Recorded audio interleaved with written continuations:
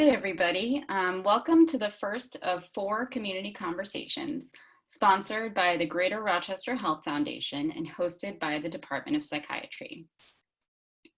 My name is Tuma Kuriyan, and I will be your moderator for today. Before we get started, I have a few important items that I'd like to review with you. Please use the Q&A button in your Zoom panel to ask questions. You are welcome to ask questions at any time, and I'll be moderating the questions and passing them on to as many possible people in our panel.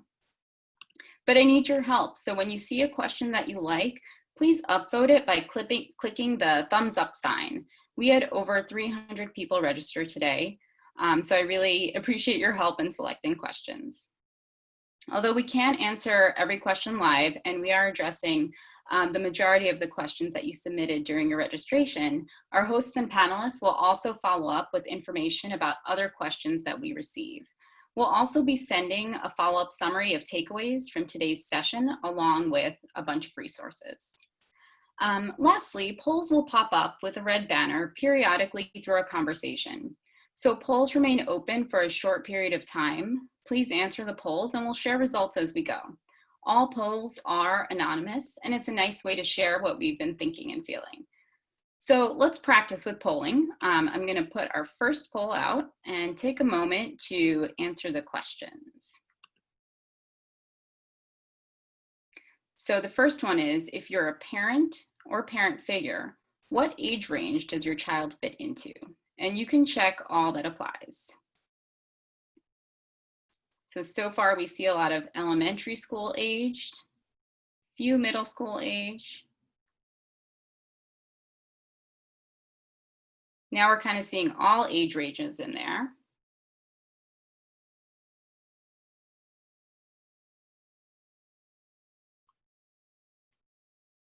Give you a few more minutes. We've got about 70% of people answering the questions, and thank you for that. And so far, we're seeing about 1/3 of attendees have kids in middle school. About 1/4 of attendees so far have kids in high school. And we've still got the majority of folks with kids in elementary school.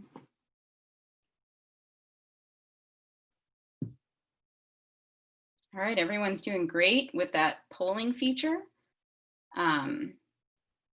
We have another question here too, which says, how concerned are you about your child's entry into schooling?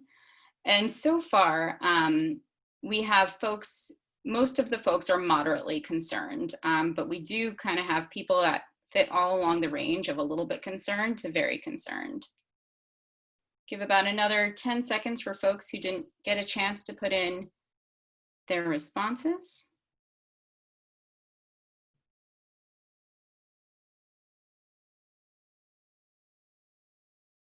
All right. And now when I end the poll, you'll get to see the results on your screen. So you can see what I've mentioned, that the majority of the attendees today, at least so far, and I know it takes a little while to join into the webinar, the majority of the folks who responded have kids in elementary school, and we have folks who are a little concerned, moderately concerned, and very concerned. So thank you again for answering that poll. Okay. All right. So shortly, I'll be turning it over to Dr. Alpert-Gillis, who will introduce our speakers. But first, I'm going to introduce her to you. So Linda Alpert-Gillis is the director of UR Medicine, Pediatric Behavioral Health and Wellness, Outpatient Services. She has called the Greater Rochester area her home for the past 30 years. She's a mother to 3 and a very strong family advocate. So I'm going to turn it over to you, Linda, for introductions. Thank you, Tuma. It's my pleasure to be with you all this sunny late afternoon. I also want to extend our thanks to the Greater Rochester Health Foundation for sponsoring this series of community conversations. And I also want to thank our parent advisory group for this project for collaboratively planning these events with us. We believe in parent voice every step of the way. So based on Tuma's outreach to hundreds of parents, in the community for a project she just recently completed. We arrived at some of the topics that we will be talking about in our community conversations. And we hope you find that information very useful. So I'd like to introduce our panelists. So the first up is Dr. Kenya Malcolm. Kenya, if you want to turn your video on. Kenya is a clinical psychologist at UR Medicine, and she provides clinical care in our primary care pediatric practice right at the medical center, and also provides services in our pediatric behavioral health and wellness outpatient services at our new building on South Avenue. She is an assistant professor in the departments of psychiatry and pediatrics, and the director of infant and early childhood behavioral health initiatives. So she's going to have a lot of great information for you today. And she is active in several community-based organizations. Next, I'd like to introduce you to Mr. Jason MacDonald. Jason, if you could turn your video on. He's here today as a parent representative and is himself the parent of a teenager. He was the employee of UR Medicine for many years and is now sharing his talent with the Villa of Hope.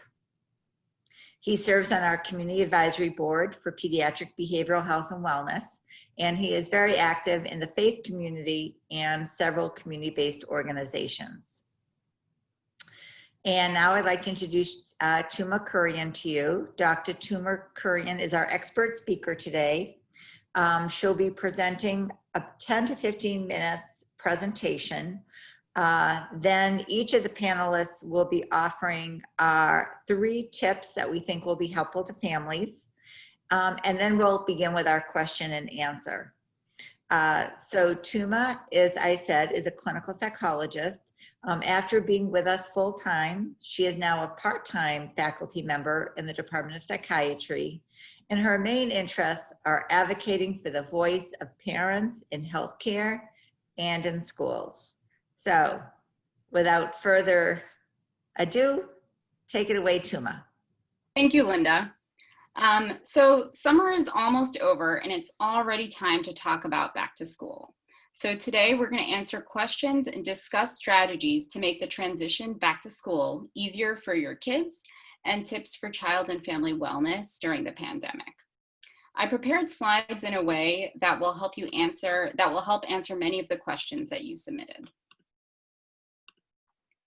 So as restrictions around quarantine ease in many states, we'll likely be doing more in-person activities in the upcoming months.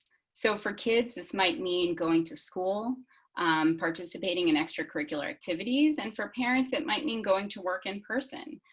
However, all around the country, we're still dealing with coronavirus. So we need to do our best to participate in activities in a way that keeps us all safe. So as we go back to school this year, some things are going to be a little bit different. We'll have to get used to interacting with others while we wear face coverings, being physically distant, frequent hand washing, and overall getting used to more rules. And some of us will also be getting used to remote learning. So the picture over there is a picture of my kids getting used to wearing face masks while they're at the playground and also sanitizing their hands before and after and trying not to touch their face.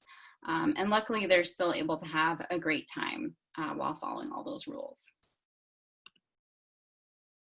So we got a lot of questions on how to help kids adapt to wearing masks. So these 2 infographics that we'll share with you in the resources that we email you explain why it's helpful to wear masks and ideas on how to ease your child into it. So the basic idea is to practice frequently for small periods of time and praise your child for any effort. And we have a fancy psychology term for this, and it's called successive approximations or shaping behavior. So this means letting our kids take baby steps in order to get to the end goal, which is to wear a mask for an extended period of time. So depending on your child, you may start with the very beginning steps, such as picking up the mask and putting it on a teddy bear, or picking up the mask and just putting it on their face, even if it's for a second. So the same techniques can work well for kids who have special needs or sensory sensitivities, but kids who have an especially difficult time wearing a mask may benefit from having visuals. So for example, every time they put the mask on their face, the kids get to take a picture with your phone and they get to look at that picture. Then when they put their mask on for longer, they get to take a video, maybe even working up to sharing a video with a friend or family member. You'll be surprised at how well kids can adapt to wearing a mask, but every kid is going to be a little different on how quickly they'll get there and how much support they're going to need. So the next thing is physical distancing, and this can definitely be harder for kids who don't have a good sense of personal space to begin with. In that case, you might need more visuals, such as using tape on the floor to indicate your space. And you can think about what your kids are interested in and use that to help them understand physical distancing. So for example, my child really likes dinosaurs. So maybe I'll pretend that I'll say, okay, pretend you have a big brontosaurus pet next to you. It's an imaginary brontosaurus, but you'll need to leave space for him when you're playing on the playground. A lot of folks are talking about using airplane arms, which is extending your arms out and making sure that the airplanes don't crash. And some folks are using examples like pretending that you have a bubble around you and not to pop your bubble or other people's bubbles. The important thing is to think about ways that you can have gentle reminders for kids who forget, because even kids and adults will forget sometimes and may be in someone else's personal space. So you can have a gentle reminder like, whoops, you popped my bubble. If you scooch over a little bit, I can blow another one. And this time it's going to be a strawberry flavored bubble. So the next thing is hand washing. And we've been doing a lot of this lately.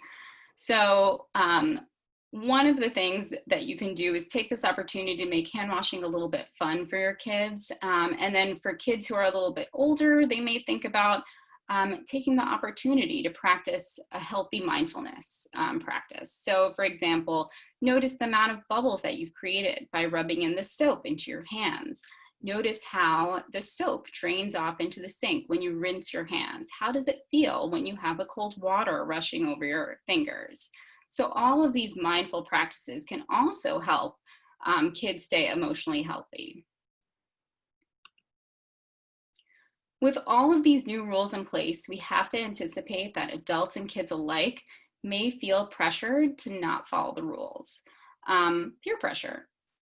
And this could lead to awkward or uncomfortable situations. So practice with your child and maybe even for yourself how you can handle these situations and agree on an exit strategy if the situation doesn't improve. Help your child feel proud to be a leader. Next time someone tries to reach for that hug, maybe you'll be really smooth and say, oh, I'm all about the air high fives now. And that picture that I have over there is from the Nemours hospital system. They have a wonderful social story that helps prepare kids for if they need to go into the hospital or have a doctor's visit.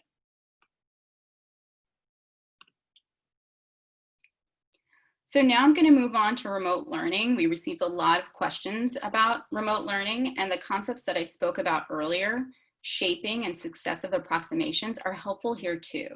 So basically, you're going to want to start small and practice building up your child or teen's stamina and interest in remote learning. So there are many online resources to do this with, and it's important to start with something that interests your kid. I provided some links that are not YouTube and are a little bit more unique. I actually tried this with my kids with the links listed here. So I tried that first one, which is about sea animals, and it's a full online learning curriculum that's completely free. In the video that my kids watched, the teacher asks you to take out a piece of paper and instructs you to draw specific animals. So I was really surprised at how well kids could truly learn something from a pre-recorded video. And I took advantage of being able to slow down the video so that my 4-year-olds could keep up. I only did this for about 10 minutes so that my kids could practice following directions that are given to them from a screen and actually connect to the material. It does help if a parent or caregiver can reflect, even if it's for a few minutes, on what they've learned. And in fact, some families are taking the opportunity to learn something new together.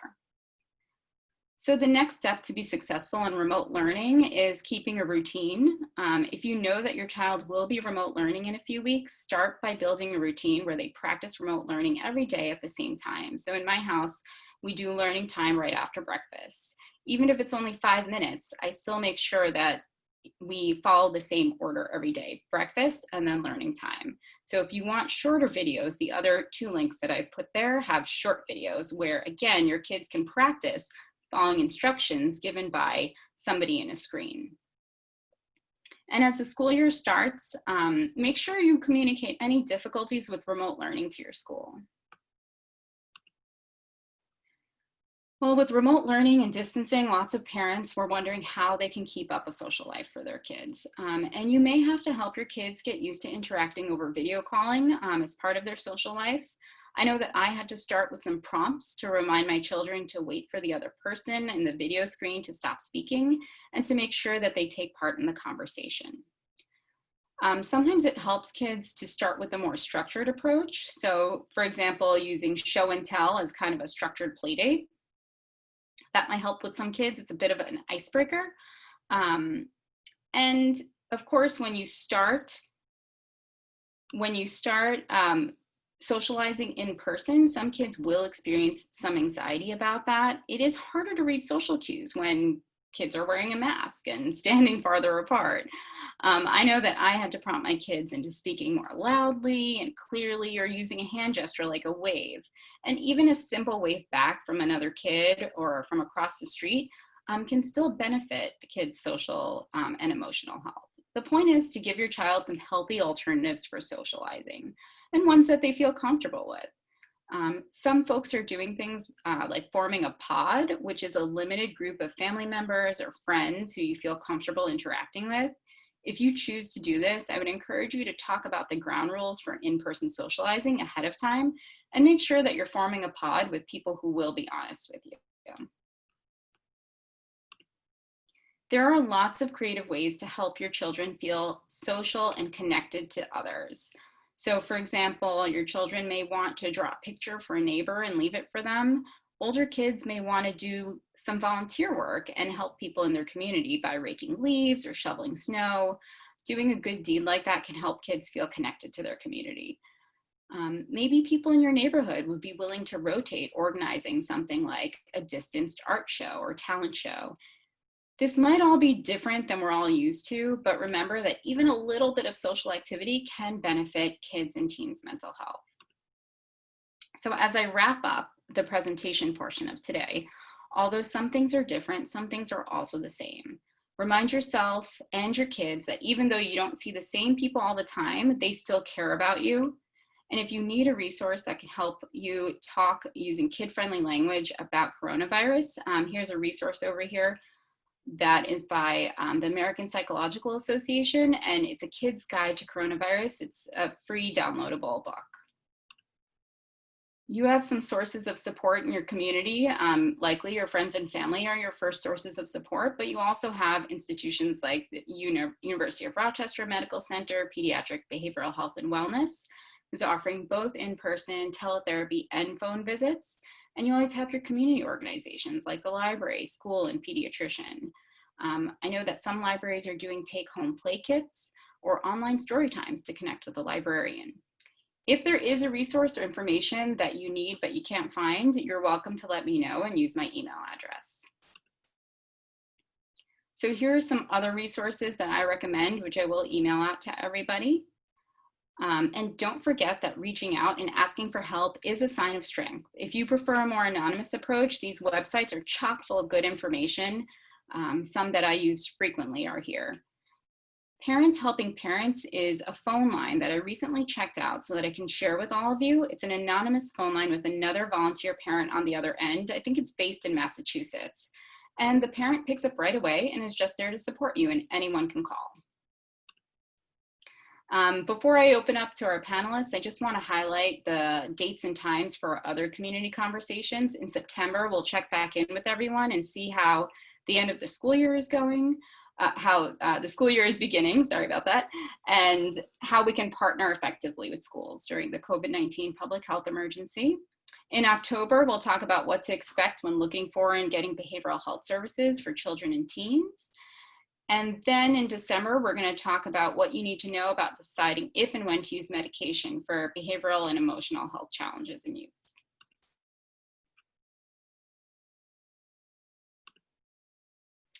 Okay, so now I'm going to jump in and turn it over to our panelists and talk about the top 3 tips related to the questions that we received. So I'll turn it over to Dr. Alpert-Gillis, who is our first panelist.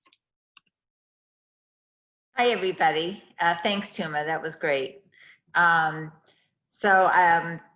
I just want to introduce myself again. So I'm Director of Pediatric Behavioral Health and Wellness at UR Medicine. We have 10 locations in the Rochester community.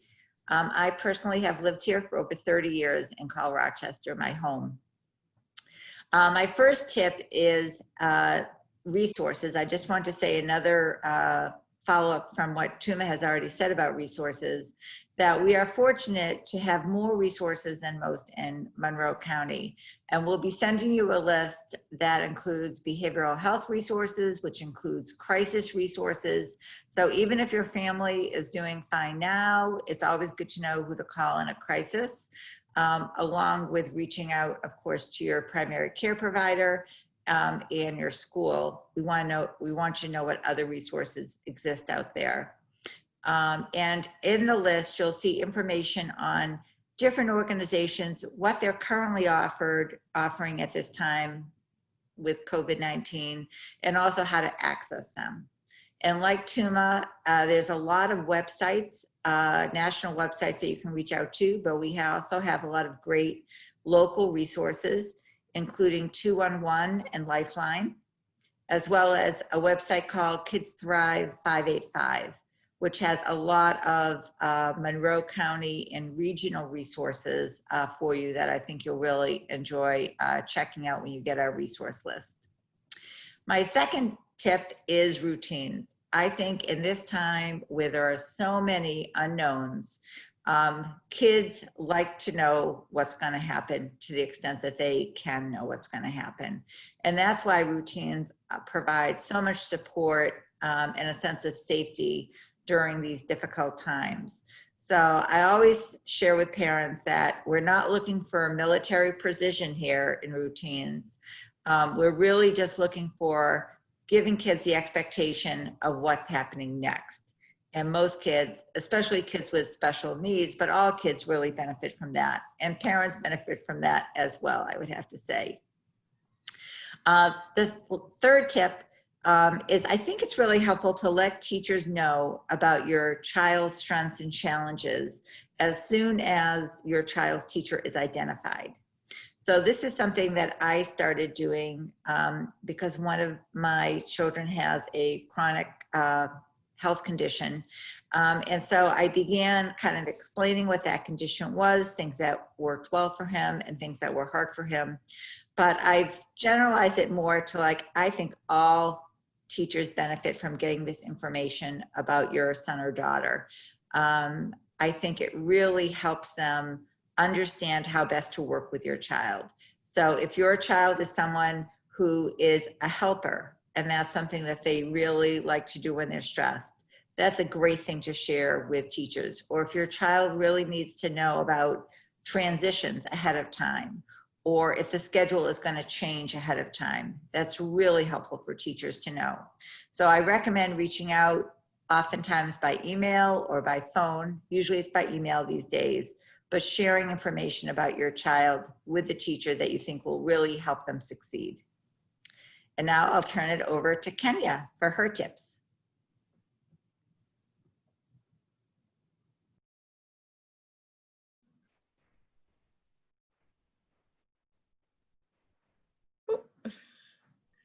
Sorry.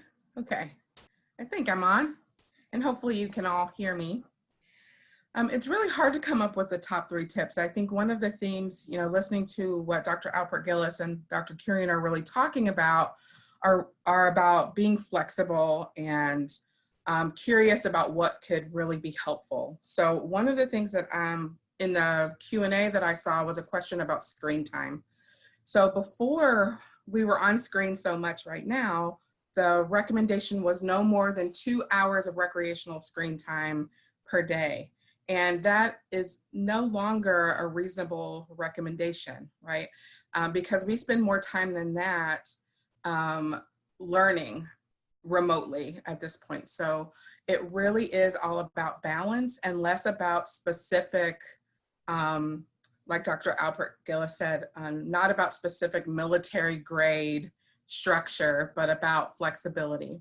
What's really hard about that is that when we're stressed out, we're not at our most curious and flexible either. So one of my very top tips is to be able to check in with ourselves and recognize when our capacity for patience and parenting and good decision making is also very low. And those are the days when maybe we are going to, you know what, everybody, I've decided that we're going to order a pizza or make a pizza together instead of whatever we were going to do, or let's take a walk around the block together.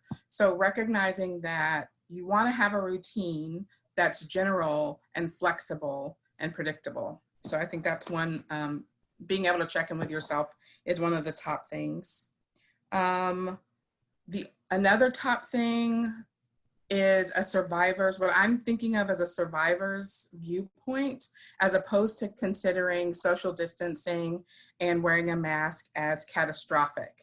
So the new normal, which is kind of how we're thinking about things right now, is that we need to wear masks and we need to social distance and we need to not see as many people all the time, or we need to not be in a room full of people for as long. And that's not a catastrophe. And we've been through hard things and changes in the past, and we will get through this one. So that is just a top tip that I'm giving to everyone, particularly parents who are anxious, who have children who are anxious. Because one of the things that we tend to do is to align with the anxiety, and then we're kind of stewing in it together, which kind of blows it beyond helpful, right? So the survivor standpoint is my second tip. And then the other one is that when we are very stressed, we do not use our best skills. And that's true for parents and non-parents, just grown-ups in general, and for kids. So sometimes when there's a big stressor that comes along, we get really impatient because it feels like we've taken a step back in some of our skills, but it's not a step back, it's a different response given that the situations are very different. There's no right way to respond to a pandemic, and there's no right and wrong way to respond when we are feeling very threatened. So it can be, it is common for kids and adults to take a step back in what they need in learning and their regulation skills. So don't be afraid to co-regulate together, and don't feel too, the tendency for and I'm a parent too, so the tendency sometimes to, you know how to do this, how come you need my help to do this? But it's okay to say, you know what, I think we could both help each other get through this hard time together. So my tips were the survivor standpoint, taking time to recognize our own changes in capacity for patience and support, and then to also help our kids co-regulate together and not have to cope with their big feelings on their own. So I think that I turn it over to Jason MacDonald. Thanks, Kenya. Good evening, everyone. I'm really happy to be here with you all this evening. I think it's an awesome opportunity that the Greater Rochester Health Foundation, as well as URMC, is doing. After listening to the other panelists, it seems that our 3 tips kind of align with each other. My first tip would be to try to be as organized as you can be. It's really hard to do that right now, especially with with the unknown, with the pandemic and everything. But stick to as normal routine as you can, how life used to be before the pandemic, if you can. Try to keep dinner at dinner time if you can. With that being said, it takes me to my next tip, which would be flexible. Yes, keeping an organized routine is good for our children because that keeps them focused. It's what they're driven by. We're driven by routine also. But being flexible and keeping an open mind, because with the unknown coming, we don't know exactly what's to happen. If dinner's at 6 o'clock usually, dinner may have to sometimes push to 7. You may have prepared to do your meatloaf on Tuesday. But because of the situation, be flexible. You may be having tacos that night. And not stressing yourself out. My next tip would be to make some time for yourself, some me time. It's really hard to take care of someone when you're not taking care of yourself. Setting out some time throughout your day for just you, away from the kids. And it may not be how you typically want to do it. You probably can't get to the spa right now. You can't get outside, to go and do your reading or whatever you want to do because, there's so much going on. But making time for yourself, even if it's cooking while you're in the kitchen alone, cooking. If it's when you're in the restroom, get your book out really quick and read you a couple of pages or whatever. Or if it's, going to bed for the night a little earlier, just so you can have some time alone to regroup, get yourself together, focus on being organized for the next day, remembering you're going to be flexible, and then thinking, what are you going to do the next day for you? It's often easy to forget about ourselves when we're taking care of others, but you have to remember to take care of you too in order to be effective for our young people. And those are my 3 tips. Thank you so much, Jason. Kind of going off what Jason was saying about remembering to take care of yourself, I thought we could try something all together. And this is the 3 good things strategy. So one thing that's helpful in tough times is to focus your attention on some positive things in your life. So let's practice that all together. Using your Q&A feature, please share something that you're grateful for or something that went well today. And I'll give everyone a few minutes to think about that and respond using the Q&A feature so that you can type out whatever you would like.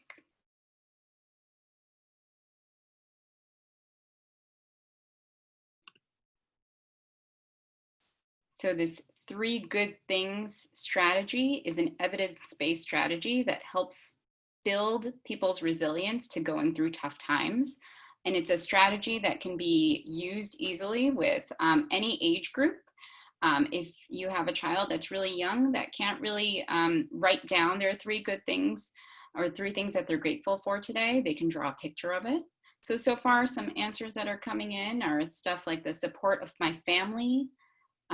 Someone appreciated that the weather was cool and beautiful. A few people appreciated that, so everyone's happy about the weather. Having healthy kids.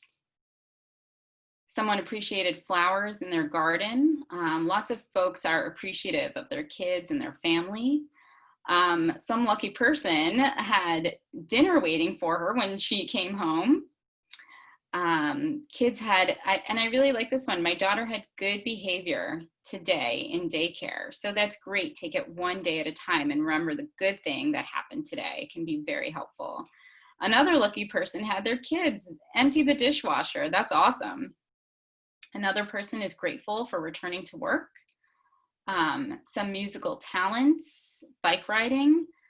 So when you write your 3 good things down, it is an evidence-based strategy that is proven to improve your mood. Thank you so much for participating in that. We're getting a lot of great things that people are grateful for. So clearly you're able to think about some very positive things in your life. And that's a wonderful thing to practice. And sometimes we do really need to intentionally practice that when the times are tough.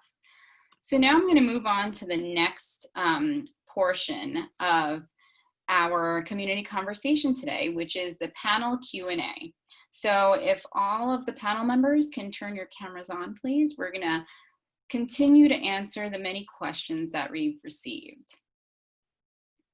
So one of the things that we talked about was kids feeling anxious and families feeling anxious about coronavirus, about interacting with people.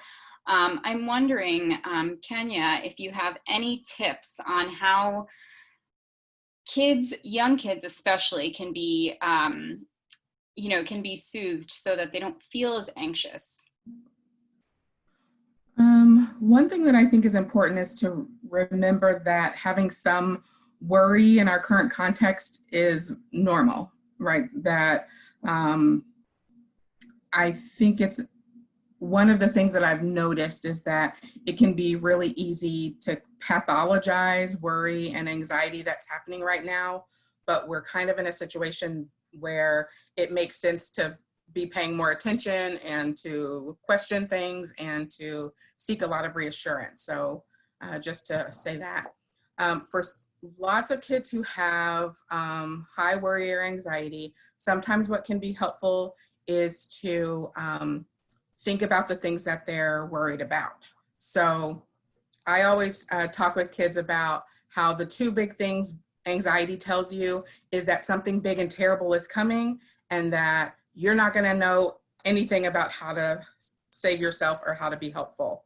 And so for some kids, just learning or hearing more about what coronavirus is, if that's what they're worried about, or what it isn't, because they're often exposed to a lot of information that can make the worry voice of the very scary thing is coming even bigger.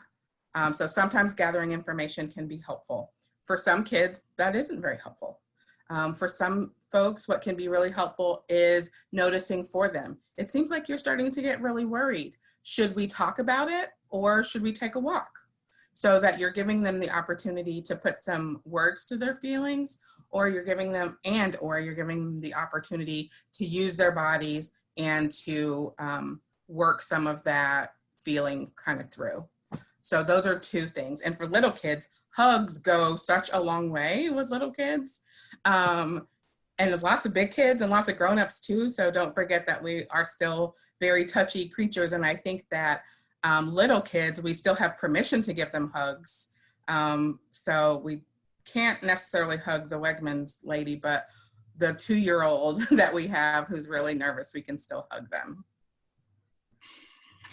Thank you, Kenya. I'm also wondering about managing anxiety for kids who are a little bit older as well.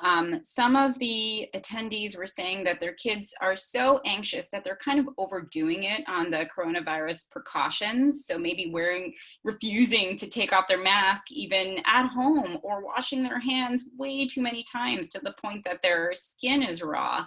How can we have that balance of, having our kids feel like they're safe and following the rules, but so that they don't overdo it? And I'm wondering if Linda could help out with this one. Sure. I think sometimes, I guess I'll talk about a couple of different things. One is sometimes worries get stuck in kids' head is one way that we talk about it. And they can't really get beyond the worry, which can also affect their behavior, as you pointed out.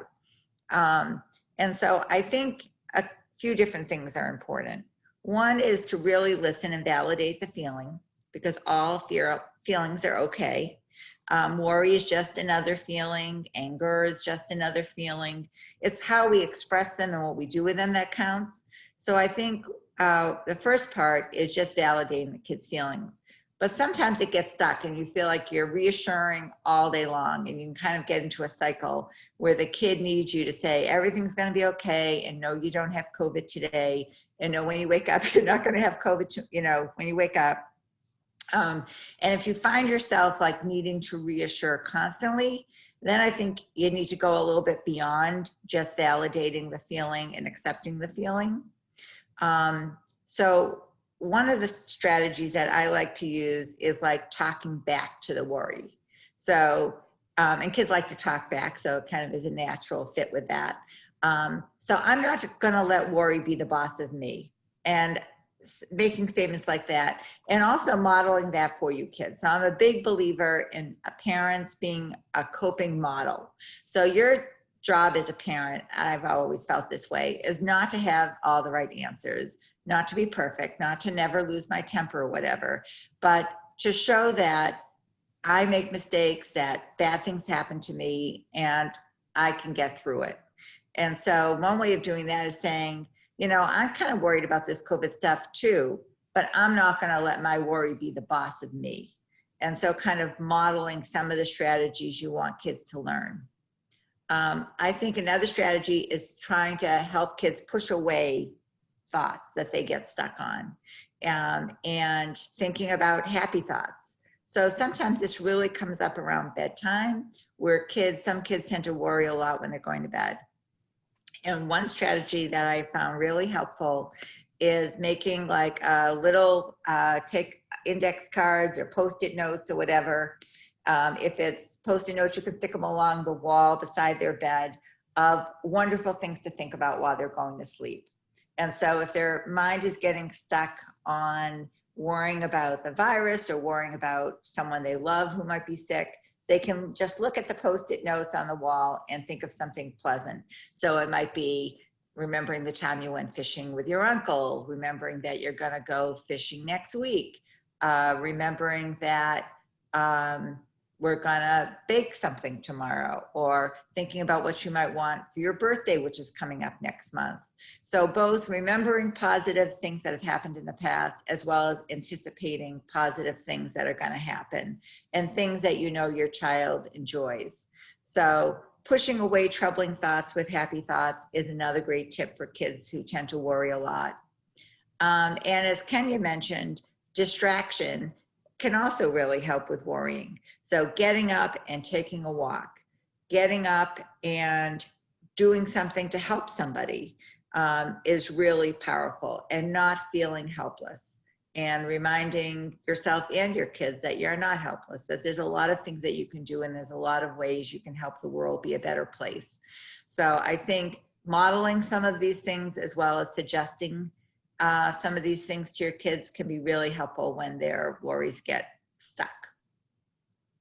And as you talk about worries getting stuck, there's actually a great free book that's also available by the American Psychological Association, and it's called Unstuck, and it is specifically to help kids. It will guide you through a little bit more about how to help kids get unstuck from these worried thoughts about coronavirus.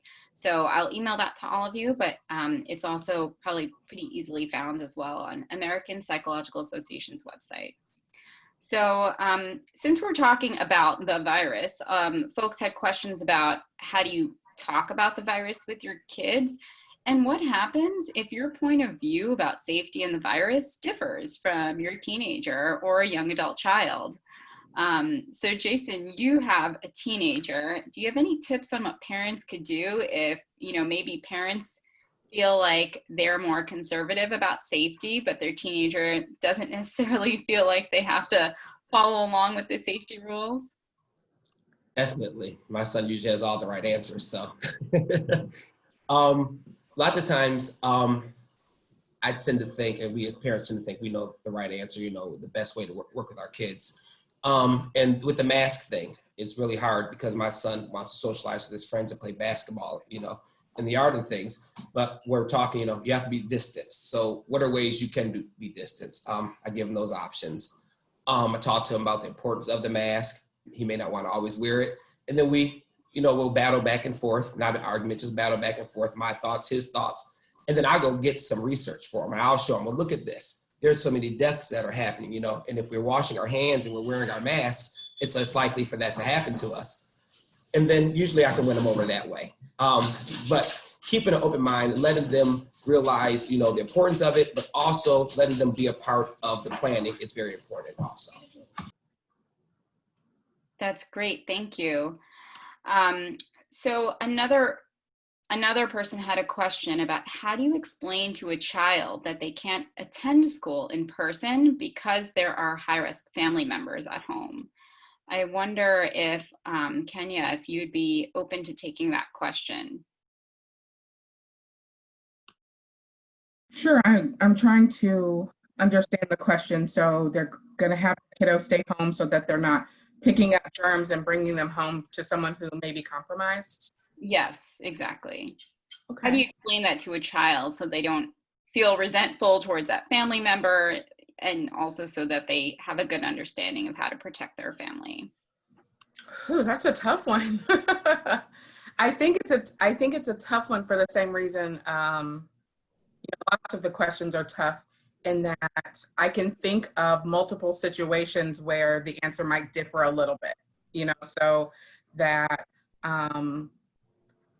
it's hard to say, okay, here's how you should do it when I'm in my brain. It's like, oh, but what if this happens, right? So I know that you guys are doing that too. Dr. Malcolm said I should do it this way. So obviously I can't change that at all. But I think one thing to keep in mind is that information, particularly about scary things, should be developmentally appropriate, right? So it may be that for some very young children, you're not sharing exactly why they're not going to school. It's that fewer people are going to school and we're going to stay home. Maybe we're able to stay home and other people aren't able to stay home. There's some pretty good evidence. Little kids all the way up to big kids are pretty, we like to feel like we're being helpful to other people. And so when we can frame our behavior as helpful and for the greater good and other people will be healthy because of what we're doing, then sometimes that really helps a lot of kids be okay with this. It's not just about that we're saving ourselves, we're also helping other people. So that's one thought that I have. My guess would be if you have someone, depending on how the family member was compromised, that some of these conversations have already started happening. You know, there may already be different foods that they eat, or there may be different things that happen in the home when they're in the living room versus when they're not in the living room. So having some of these differences in attendance could be a part of that conversation. This is how we help our family stay safe. And so those are kind of my initial thoughts. One, that you don't have to tell the kids every single little thing about everything. And the things that you are telling them should be appropriate to their developmental level. And then also framing things in the context of what they already know and some of the limits that they already are used to can be helpful. Yeah, and sometimes I also think about it as, well, every family is different, and these are the rules that our family follows, or this is what our family is going to do right now, and kind of join in with that family strengthening approach. I think, Linda, you had something that you wanted to add on to that? Yeah, I was just going to say, I think with any limit that we set with kids, it's important to spend more time on the feelings associated with the limit than the limit itself.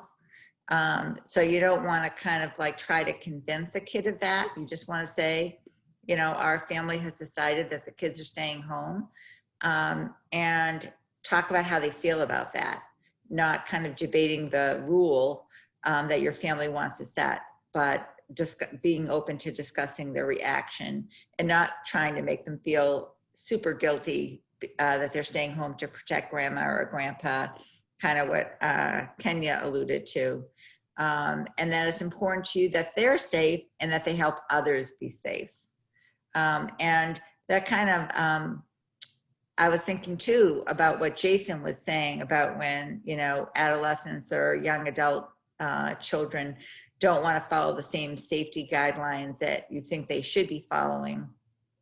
And I agree with him that you want to present the facts, you know, how COVID is transmitted. We know a lot about that now, that 40% of the people that are have the coronavirus don't have any symptoms at all. So you can't tell if someone is affected or not. So you want to state what the facts are. And then also, I think it's important as a parent to share your values. Like, it's important to you and in our family that we stay safe, and that you as a person that we love stay safe, and that we can all help other people stay safe too. So talking about the facts and talking about your values as a family. That's great. I'm going to switch topics a little bit just because we got so many topics about remote learning, so many questions about remote learning. One of the big ones that I don't think we quite talked about yet is how can we keep older kids accountable if parents aren't there to supervise. Some parents are saying that they're having to balance either working away from the home or even working at home while kids are participating in remote learning at the same time. So parents won't have the same degree of ability to supervise and make sure their kids are really doing all their work. I wonder if Jason, since you have a teenager, if you had any tips about how to keep older kids accountable. Definitely. keeping in contact with them throughout the day, if you can. In the beginning, when COVID started, I was able to work from home, so I can have hands-on with my son, make sure he's up, he's in class on time, online and everything. But then when we transitioned back to work, it was a little more difficult because I don't see him all the time. So like I said, sticking with the routine, getting them up in the morning, letting them know what the day is going to be. And then on a 15-minute break that I get throughout the day, I get a 15-minute break, I get a lunch, we have check-in times. He knows I'm gonna call him on my break, and my lunch is this time, so he should be calling me. I also check in with his school counselors, and school stay very active with the teachers, what's due, what's not due. I talk to him, he shows me what assignments are coming up, and then trying to be active with them.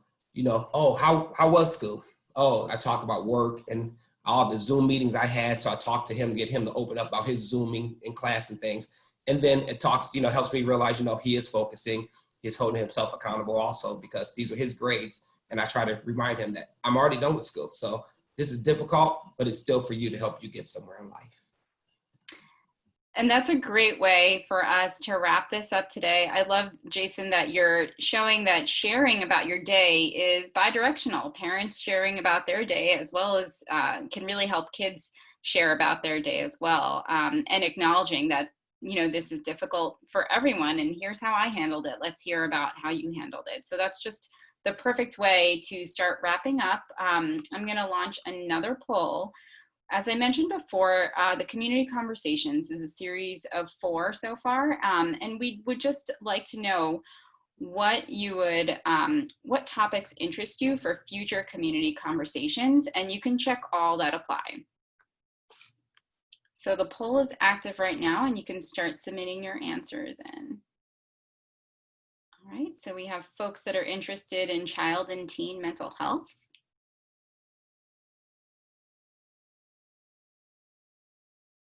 A lot of family and wellness, a lot of interest in family and youth wellness tips. Some interest in racial social justice.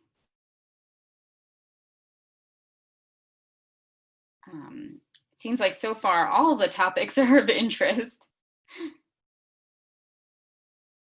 It'd be cool if we could make this a year-long series. That way we'd get to cover all the topics that people want. Okay, I'm going to share the results of the poll with everyone so that you can see what I'm seeing. There we go. We had we had some interest in every single topic that we had there. So folks are very interested in gathering more information. Okay. And let's see, just gonna switch my view a little bit. So I really appreciate all of our panelists joining. I appreciate all the attendees joining us today. I'm just going to summarize the main takeaways from our conversation. We shared many resources that could help you out for the upcoming school year, and that will be shared with you by email. And it'll also be up on our Pediatric Behavioral Health and Wellness website, which has a ton of resources that were curated by our Family Advisory Board. So I urge you to take a look at that, because those are tried and true resources that families have actually used and said were helpful to them. So the main takeaways from today's conversation is that kids are going to be expected to follow some new rules during this time, and slowly practicing and praise can help them feel more comfortable with all these new rules. Feeling socially connected is still possible while maintaining safety, but it may take some creativity and planning. And lastly, these times are challenging for parents, so try to spend some time focusing on all the things that you're doing right. I'll also want to thank the Greater Rochester Health Foundation and the Department of Psychiatry for making this possible. And with the last poll, we'd love to hear from you. How helpful was today's webinar? As you're filling this question out, you can also use your Q&A feature to let us know anything else that we can do to make these types of webinars more helpful for you. So thank you very much for participating, and I'll leave this last poll open for a few minutes so we can get everybody's votes in.